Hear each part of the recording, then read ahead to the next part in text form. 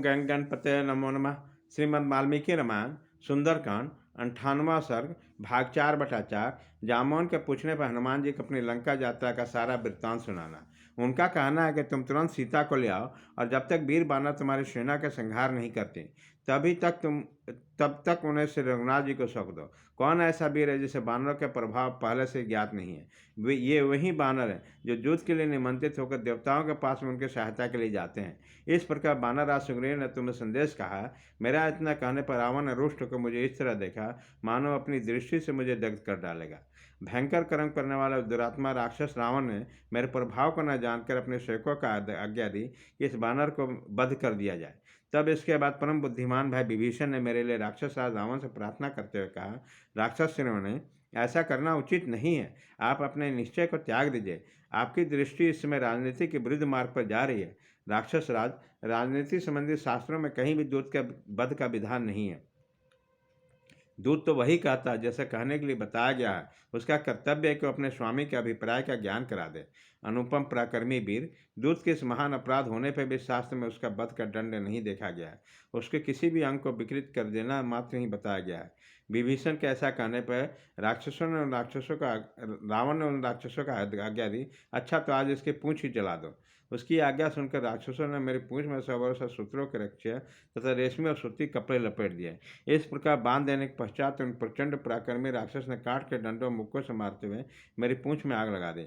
मैं दिन में लंकापुरी को अच्छी तरह देखना चाहता था, इसलिए राक्षसों द्वारा बहुत से राक्षस से बांधे गए कह जाने पर मुझे कोई पीड़ा नहीं हुआ।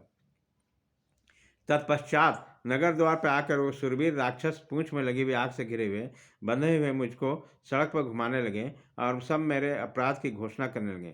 इतने में उस विशाल रूप को संकुचित करके मैंने अपने आप को उस बंधन से छुड़ा लिया और फिर स्वाभाविक रूप से आकर मैं वहाँ खड़ा हो गया।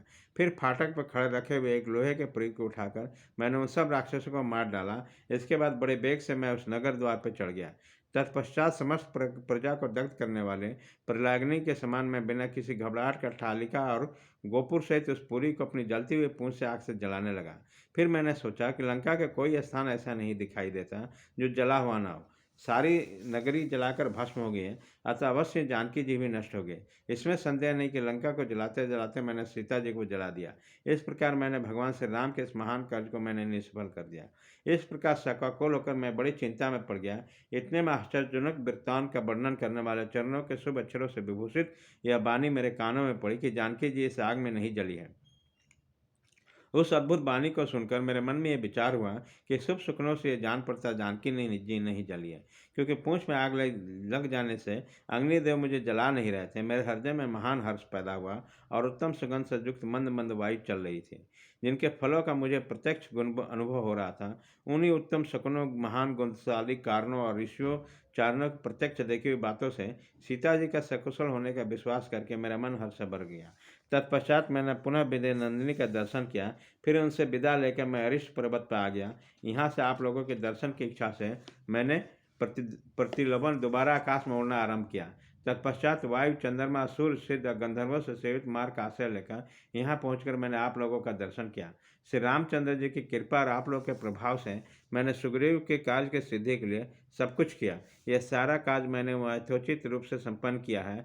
जो कार्य नहीं किया था, जो शेष रह गया, वह सब आप लोग पूर्ण करें। इसी प्रकार श्री वाल्मीकि निर्मित आज रामायण आदि काम के सुंदर कांड में 98वां सर्ग भाग 4/4 पूरा हुआ।